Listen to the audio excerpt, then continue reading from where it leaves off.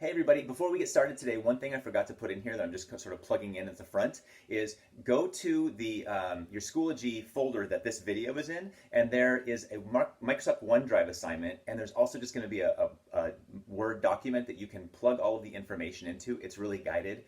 You can also do Cornell Notes where you have the 4 different topics on the side, ending child labor, there is labor movement like unions, there's women's suffrage, and there's national parks. So you can either use those Microsoft Word documents or just take Cornell Notes on your own to sort of guide you through what I'll be looking and what I want you to learn from these videos, okay? Thank you very much and enjoy the show. Hello everybody and welcome to the day. My name is Mr. Martin and I'm going to be your host for like the next 8 or 9 minutes. And today we're talking about an interesting word, reform. And reform is interesting because depending on who is reforming, it can mean very different things. So reform itself means to make a change. It could be like a political change or a social change or an economic change. And in that change, you're making it in order to make something better. So, however, depending on which direction you're changing, it could be very different things. So let's take voting rights, for example, which is something that's in the news a lot. A person who's trying to reform voting rights, they might be trying to expand voting rights and making voting easier for people and more accessible. On the flip side, somebody could say that they're in the camp of wanting to reform voting rights because they want to make being able to vote and to prove that you can vote more difficult, therefore limiting access to some extent. Both of those two people say that they are a reformer for voting rights. And so when we're looking at what it means to reform something, it really depends on who is trying to do the reforming. In the progressive era, there was a lot of reform movements that were happening between like 1890 and 1920. And we're going to look at 4 of them today. The first one is ending child labor. So they're trying to reform labor practices by making sure that children under the age of 16 or under the age of 14 or under the age of 12 can't work in factories and mills and farms. And we're also going to see, related to that, we're going to see labor reform. So trying to make working conditions better for workers, especially in factories. So the labor movement is something that we're going to talk briefly about today. We're going to look at political reform in expanding voting rights to women. It's called the women's suffrage movement.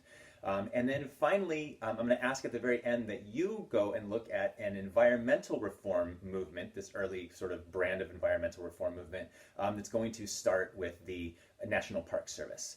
So today we're going to be looking at reform, and let's start by looking at a reform movement that started in the 1800s, the child labor movement. Child labor has a long history in America going back to the colonial times. But the advent of industrialization and the rise of cities increased the likelihood that a child would spend their youth working in a factory rather than learning in the classroom. In 1870, 1 out of every 8 children were employed. By 1900, that increased to 1 out of every 5. Most of these children came from poor, working class, and immigrant families. They would work in street trades, mines, cotton mills, factories, farms. And while many business owners and parents were just fine with the employment of child labor, its effects slowly seeped into the American conscience. But I mean really slowly. For example, in the 1870s and 1880s, there were a number of incidents in which children died, such as the Granite Mill Fire in 1874. But they ended up leading to better fire and safety regulations and not really raising any questions about whether kids should be working in these factories. There were a string of laws that were proposed from 1900 to 1910 based on some of these tragedies, but it wasn't until 1912 that a combination of 2 events really sparked public outcry and political action. The first was a strike by American woolen mills workers in Lawrence, Massachusetts, that ended in the beatings of women and the children of strikers. The second was a testimony by a girl named Camilla Tioli, who testified before First Lady Helen Taft and Congress about the conditions in Massachusetts mills, including her own harrowing story of spending months in the hospital after having a large part of her scalp ripped off in a cotton mill, similar to the Lawrence Mill, when she was just 13. The public and government, after these two events, could no longer ignore the realities of what was happening to kids working in factories. And by 1916, there were national laws being passed to reduce child labor's hardships. So, what does this have to do with Washington State? Well, oftentimes, Washington State history is tied directly to American history. And the realities of life here mirror the realities of life across the country. So when we see certain things happening on a national scale, oftentimes those things are happening here in Washington State. And there were children working in factories and being injured in factories and never really going to school because they were working in factories right here in Washington State, just like the rest of the country. And you'll see this a lot in the progressive movement. The progressive movement went from coast to coast, and it was the entire country and not just Washington State. And it wasn't just children who were being exploited in all of these factories thanks to industrialization. Regardless of the industry, working class people labored in difficult and dangerous conditions. In the late 19th and early 20th centuries, virtually no laws regulated economic industries or working conditions. People routinely worked 12 to 16-hour days, 7 days a week. Wages were quite low, especially by today's standards. In fact, wages were so low that supporting a family was often difficult, and frequently the entire family, children included as we just heard, worked.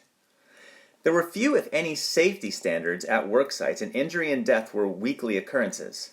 While safety was a problem in all economic sectors, the most dangerous occupations were in factories, mines, lumber mills, and logging. The disparity between the wealthy business owners and the ordinary laborers did not go unnoticed by members of the working class. Combined with racial tensions and disillusionment, with exaggerated promises that brought them to Washington, many working class individuals and families began to organize to create better working conditions and wages. In the 1880s and 1890s, Washington workers in a variety of industries began to form unions. Unions are organizations that work on behalf of laborers to secure improved working conditions, better wages, and other benefits. There are many types of unions. Some unions only represent a particular occupation. Other unions represent multiple occupations, but only at a certain company. American unions began in the factories and in the big cities of the eastern United States during the mid-19th century.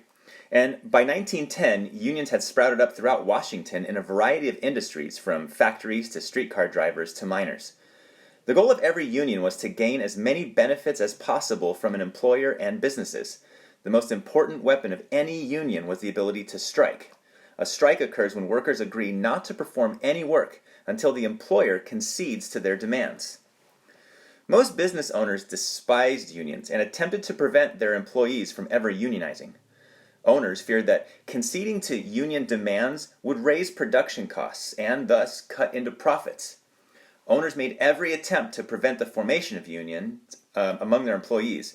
They routinely fired union organizers, hired enforcers to harass and injure union leaders, and employed replacement workers called scabs. When union workers went on strike, the struggle between unions and owners became one of the defining conflicts in both Washington and the United States by the early 20th century. Strikes were common in Washington state during the first few decades of the 20th century, and clashes between business owners, local officials, and union members were sometimes deadly. Strikes during World War I were especially contentious, with many union workers portrayed as unpatriotic as they fought for better working conditions while the country was at war. Unions live on throughout the country today. I belong to one. Though their power to negotiate terms with businesses and political leaders has diminished over time since the Progressive era, and is frequently attacked even today, mostly by big businesses in the business community. Another key progressive movement at this time, and the last one that we'll talk about today, is the women's suffrage movement. Now, suffrage means the right to vote. The women's suffrage movement really began in 1848 when a women's rights convention was held in Seneca Falls, New York. The Seneca Falls meeting was not the first in support of women's rights, but suffragists later view it as the meeting that launched the suffragist movement. For the next 50 years, women's suffrage supporters worked to educate the public about the validity of women's suffrage. Under the leadership of Susan B. Anthony, Elizabeth Cady Stanton, and other women's rights pioneers, suffragists circulated petitions and lobbied Congress to pass a constitutional amendment to enfranchise women. At the turn of the century, many politicians were unwilling to listen to a disenfranchised group. Disenfranchised means that they can't vote. Basically, the politicians were saying, why should we listen to you when you can't vote for me or against me? Thus, over time, women begin to realize that in order to achieve reform, they need to win the right to vote. For these reasons, at the turn of the century, the women's suffrage movement became a mass movement. In 1920, due to the combined efforts of the moderate National American Women's Suffrage Association and the more militant National Women's Party, the 19th Amendment enfranchising women was finally ratified. Did it grant the vote to women? Well, not exactly. Before 1920, 15 states, mainly in the West and including Washington, already had full female suffrage, while others granted women partial voting rights. And after the amendment, which declared that only states could not discriminate in voting based on sex, millions of women of color were still being barred from the polls. Most African American women in the South, like African American men, were blocked by poll taxes, literacy tests, and other racial barriers.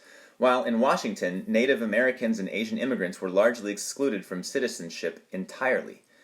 Still, again, this victory is considered one of the most significant achievements for women in the Progressive Era. It was the single largest extension of democratic voting rights in our nation's history, and it was achieved peacefully through democratic processes. All right, everybody, so that concludes this week's video lessons on the progressive movement. One more thing I'd like you to do, though, is you'll notice that your Cornell notes at the beginning, I asked that you have a section about the National Park Service, and I didn't talk about this in the video. That's because there's going to be a link in the Schoology folder, and I'd like you to follow that link. And there's just a sort of a brief overview, brief history of the National Park Service, so you're not just hearing me talk about the National Park Service. So I'd like you to go there and fill out the same elements of the Cornell notes, which is looking at what was being reformed, what means were being used, and how successful was it. So that's going to be the National Park Service. And then I'm also going to have a little discussion post on there. And what I'd like to know from you all is, if you were to be a part of any sort of reform movement today, if we were going to be reforming something, or you were going to advocate for something to change for the better, for us to advance in some way, what would you want to be a part of? What movement would you want to be a part of? What would you want to change?